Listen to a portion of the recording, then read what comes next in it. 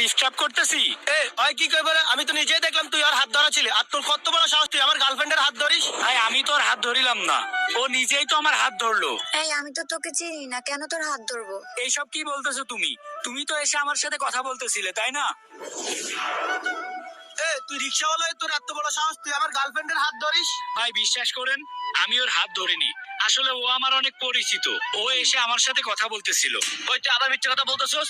ও তো তোরে বলছিস তোরে চিনি না, তারপরও তুই মিথ্যা কথা বলতেছস? তোর এত বড় সাহস মেয়েদেরকে ডিস্টার্ব করা? কানের নিচে দুইটা দিলে মেয়েদেরকে ডিস্টার্ব করা বাইরে হয়ে যাবে। আচ্ছা ভাই, আমার ভুল হয়েছে, আমি আপনাদের কাছে মাপ চাচ্ছি। আসলে আমি ওকে চিনি না। ঠিক আছে, নেক্সট টাইম যেন এরকম ভুল না হয়। রফিক ধর, তুই এই 20 টাকা নিয়ে গাড়ি ভাড়া দিয়ে চলে যাস, আমি তোর ভাবিকে নিয়ে একটু ঘুরে আসি। আচ্ছা ঠিক আছে। উঠো।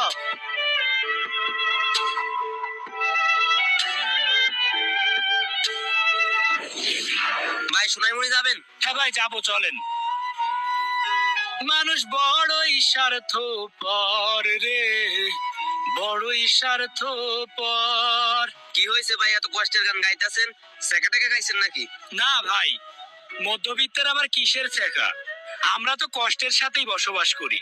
আসলে একটা বেঈমানকে ভালোবাসতাম, টাকার অভাবে তাকে আর আমার করে রাখতে পারিনি। কি আর করবেন ভাই, টাকা ছাড়া দুনিয়াতে ভালোবাসা কল্পনাও করা যায় না।